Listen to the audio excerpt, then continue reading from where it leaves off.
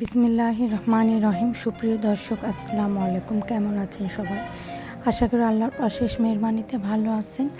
আজ অনেক দিন পর আমি নতুন একটি ভিডিও নিয়ে হাজির হয়ে গেলাম। আজ আমি ভিডিও এতদিন কেন দিতে পারিনি, আসলে আমার মেয়ে এসএসসি পরীক্ষা দিচ্ছে, যার কারণে ওকে পড়ানোর কারণে আমি সময়টা দিতে পারি না ভিডিওতে, যার কারণে আমি ভিডিওটা দিতে পারিনি।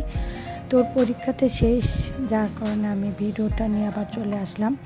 আজকে আমি হাফ পাউন্ডের কেক তৈরি করে দেখাবো। এর জন্য নর্মাল তাপমাত্রার একটি ডিম, 1/4 কাপ চিনি দিয়ে ইলেকট্রিক বিটার স্পিড 4 কিংবা 5-এ আপনারা এটা বিট করে নেবেন। বিটটা এমনভাবে করে নেবেন যেন স্ট্রাকচারটা একদম সাদাটে হয়ে যায়, একটা ফর্মে একটা স্ট্রাকচার চলে আসে। আর আমার ভিডিওগুলো যদি আপনাদের ভালো লেগে থাকে অবশ্যই ফ্রেন্ডস আর ফ্যামিলির সাথে শেয়ার করে দিবেন, আর অবশ্যই চ্যানেলটি সাবস্ক্রাইব করবেন। দিয়ে দিচ্ছি 1/4 চা চামচ ভ্যানিলা এসেন্স দিয়ে আবারও ভালোভাবে বিট করে নিচ্ছি। আমার বিট করা হয়ে গিয়েছে, দেখুন কতটা ফর্ম স্ট্রাকচার হয়ে গিয়েছে। এখন আমি এর সাথে দিয়ে দিব 1/4 কাপ ময়দা। আর এই ময়দাটা আমি কিভাবে দিচ্ছি একটু ভিডিওতে দেখুন। আপনাদের বোঝার সুবিধার্থে ভিডিওর স্পিডটা আমি বাড়িয়ে দিইনি। একদিক থেকে ঘুরিয়ে ঘুরিয়ে ময়দার মিশ্রণটা ভালোভাবে মিশিয়ে নিতে হবে, যেন কোনো রকমভাবে দলা পেকে না থাকে। ভালোভাবে ডিমের মিশ্রণের সাথে ময়দাটা মিশিয়ে নিতে হবে। আশা করি আপনারা ভিডিওতে দেখানো নিয়ম অনুযায়ী শিখে নিতে পারছেন। একদম এভাবে আপনারা মিশিয়ে নেবেন। একটা পারফেক্ট কেক হওয়ার পিছনে ডিমের স্ট্রাকচারটা, ডিমের বেটারটাই অনেক গুরুত্বপূর্ণ।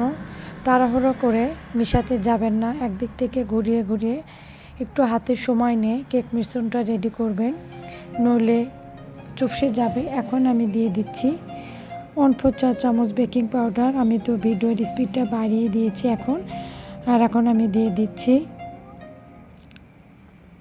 1/2 টেবিল স্পুন কর্নফ্লাওয়ার আর 1 টেবিল স্পুন হালকা কুসুম গরম পানি। আর এই কুসুম গরম পানিটা অবশ্যই দেওয়ার চেষ্টা করবেন।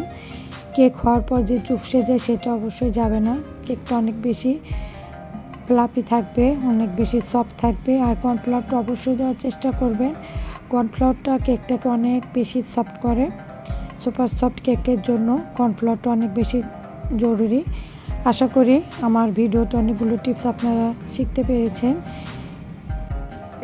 আমি এটা 30 মিনিটের জন্য বেক করব। এর জন্য আমি আগে থেকেই ওভেনটা প্রিহিট করতে দিয়েছি। ট্যাপ করে নিলাম, এখন আমি ওভেনে দিয়ে দিব। 30 মিনিট বেক করার পর আমার কেকটা এমন হয়েছে দেখুন। এখন এটা আমি 3টা স্লাইসে কেটে নেব। কেটে নিয়েছি 3টা স্লাইস করে। এখন এটা আমি ক্রিম দিয়ে ডেকোরেশন করব। এর জন্য আমি ক্রিম দিয়ে নিয়েছি, এটা আমি এক্সট্রা হুইপ ক্রিমটা ইউজ করেছি। এখন আমি কেকের একটা স্লাইস দিয়ে দিচ্ছি। আর এখন আমি এটা মিল্ক সিরাপ দিয়ে দিচ্ছি। আর আমি দুধ আর চিনি আর ভ্যানিলা এসেন্স দিয়ে আমি মিল্ক সিরাপটা তৈরি করে নিয়েছি। দুধে সুগার সিরাপের পরিবর্তে মিল্ক সিরাপটা দিলে অনেক বেশি টেস্টি হয়। এখন আমি একটা লেয়ার কেক দেওয়ার পর আবারও ক্রিম দিয়ে দিলাম, দেওয়ার পর আবারও আরেকটা লেয়ার দেওয়ার পর আবারও মিল্ক সিরাপের দিয়ে দিলাম, দেওয়ার পর আবারও ক্রিম দিয়ে সুন্দরভাবে ডেকোরেশন করে দিচ্ছি। দেখুন আমি ক্রিম দিয়ে কভার করে নিচ্ছি যেন কোনো পাশে ফাঁকা না থাকে। এটা এখন আমি 20 মিনিটের জন্য ফ্রিজে রেখেছিলাম, ডিপ ফ্রিজে রাখার পর এখন আমি এটা ফ্রিজ থেকে বের করার পর এখন আমি ক্রিম দিয়ে কভার করে নিচ্ছি। দিয়ে আমি স্ক্যাপার দিয়ে ভালোভাবে ফিনিশিংটা এনে নিলাম। এখন আমি সাইডে একটু স্ক্যাপার দিয়ে প্লেট নাইফ দিয়ে আমি এটা ডেকোরেশন করে নিলাম, একটু কালার দিয়ে একটু ডেকোরেশন করে নিলাম। আর এটা ফটো এডিবল একটা ছবি ওখানে সেট করে দিয়েছি। দেখুন আলাদাভাবে কেটে সেট করে নিয়েছি। তারপর আমি এটা চকলেট টপার দিয়ে আমি এগুলো ডেকোরেশন করে নিয়েছি। দেখুন আজকের মতন এই পর্যন্ত। সবাই ভালো থাকবেন, সুস্থ থাকবেন। আল্লাহ হাফেজ।